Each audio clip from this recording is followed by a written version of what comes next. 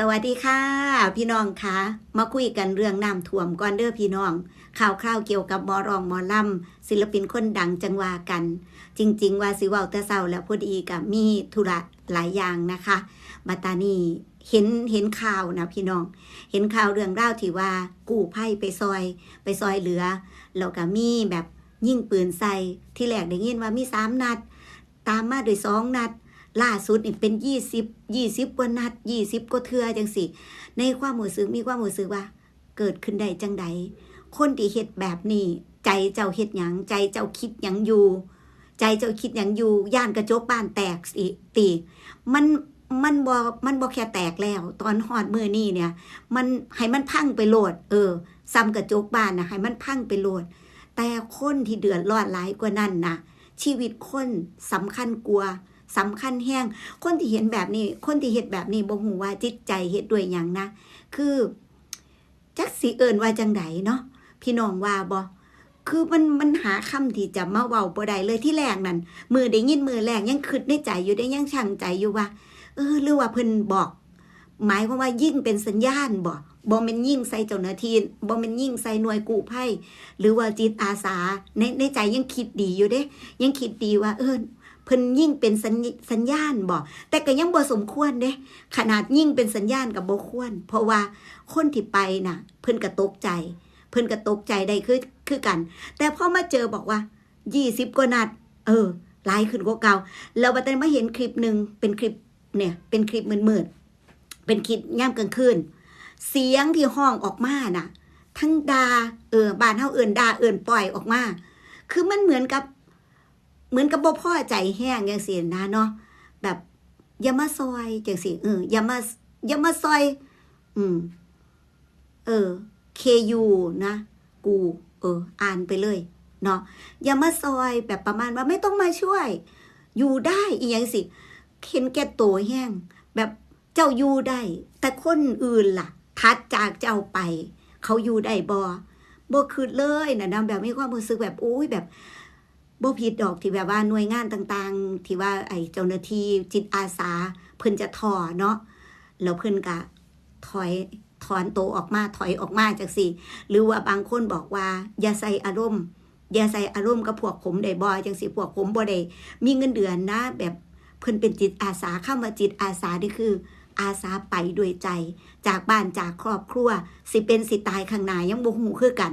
เพราะว่าทุกตารางเมตรที่เพิ่น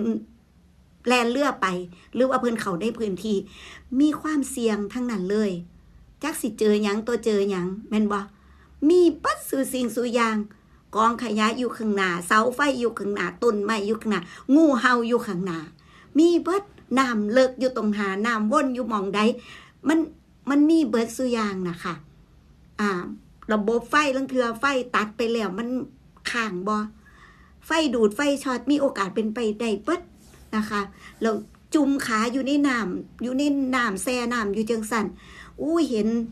ห็นขาเพิ่นเห็นโทษเด้อค่ะเท้าเปื่อยเพิ่นอาสาไปด้วยใจโดยความว่าเพื่อนมนุษย์ซอยกันเพราะว่าเจ้าเป็นคนคือกันเฮาเป็นคนคือกันแต่ว่าผู้ที่เฮ็ดด้วยแบบนี้นั้นเป็นคนบางส่วนเท่านั้นนะสาวน้ำเย็นเห็นหลายคนออกมาแบบว่าขอร้องคนทางไต่น้ำกันแบบว่าเพิ่นบอกว่าอย่าให้ปลาตัวเดียวเนาขับของถอดว่าสั่นคนบางคนอย่าเฮ็ดพฤติกรรมที่แบบทุกคนไม่ได้เป็นแบบนั้นคนส่วนหลายบ่ได้เป็นแบบนั้นเว้าเลยว่าคนส่วนหลายดีน่ารักนะคะ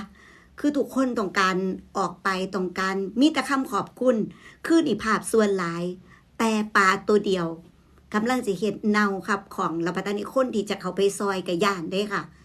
คือทำเป็นเว้าอีหลีเพิ่นบอกว่าบ่ได้ย่านตายจังซี่อาสามาซอยแล้วจังซี่แต่ในความรู้สึกมันกับบ่แม่นเด้ค่ะเพิ่นบ่สมควรที่จะเอาชีวิตไปเสี่ยงปานนั้นในเมื่อเพิ่นอาสาเพิ่นก็ควรจะได้รับคำขอบคุณได้รับความปลอดภัยแม่นบ่คะเพราะฉะนั้นได้ยินข่าวแบบนี้แล้วเกิดอีหยังขึ้นกันเลยว่าแม่นอีหยังเนาะจังซี่นะมันแม่นอีหลีติพอได้เห็นคลิปคำด่าที่แบบห้องออกมา ห้องออกมาเสียงปืนที่ดังขึ้นก็เลยว่าอีหลีนี่บ่แม่นเว้ากันเล่นๆที่แรกยังว่าอุ้ยผู้ใดกูข่าวไปตัวถีบบ่อีหยังจังซี่นะพอได้เห็นคลิปเห็นคนห้องแล้วบางคนเนาะเจ้าหน้าที่ไปฮอดหน่วยทีมงานอาสาสมัครเพิ่นไปฮอดแล้วกู้ภัยเพิ่นไปฮอดแล้วต่อว่าเพิ่นมาทานี้คือสิห่อเหี่ยวแท้ชีวิตคนกันเลยว่ากำลังใจผู้อาสาทั้งหลายขอส่งอีกหนึ่งกำลังใจเด้อค่ะเด้อส่งกำลังใจทั้งผู้ที่ประสบภัยอยู่ตอนนี้นะคะก็เข้าใจว่าทุกท่านก็คือจะหนักแห้งหนักจนโมโหจะสิเฮ็ดจังใดพุ่นล่ะแต่ก็ขอส่งกำลังใจแล้วก็ส่งกำลังใจถึงผู้ที่เข้าไปซอยเหลือบ่ว่าจะเป็นทีมงานใดก็แล้วแต่จิตอาสากู้ภัยอาสาสมัครอีหยังก็ตามเจ้าหน้าที่ทุกฝ่ายนะคะทั้งรัฐทั้งเอกชนบ่ว่าจะเป็นไผก็แล้วแต่ที่เข้าไปในพื้นที่ที่มีน้ำท่วมบ่ว่าจะเป็นจังหวัดใดก็แล้วแต่หลายคนก็แอบน้อยใจจังซี่เนาะเป็นหยังตกเป็นทหารใหญ่พัทลุงสตูลหลายอีหยังจังซี่น่ะนะจริงๆอย่าว่าจังซั่นเถาะทุกคนก็อยากซอยคือกันนะคะจุดใดที่มันสำคัญแห้งกลัวหรือว่าบ่แม่นว่าใส่คำว่าสำคัญแห้งกลัวกับบ่แม่นจุดใดที่มีการประสานงานจังสิดีกว่าเหมือนกับโทรศัพท์มาแจ้งหรืออีหยังแล้วมันเป็นเคสที่แบบ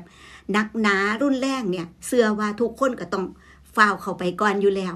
ถ้าเข้าไปได้นะทุกคนก็ต้องเข้าไปซอยอยู่แล้วผู้เพิ่นได้รับการร้องขอความซอยเหลือเนาะหรือว่าได้เห็นสัญลักษณ์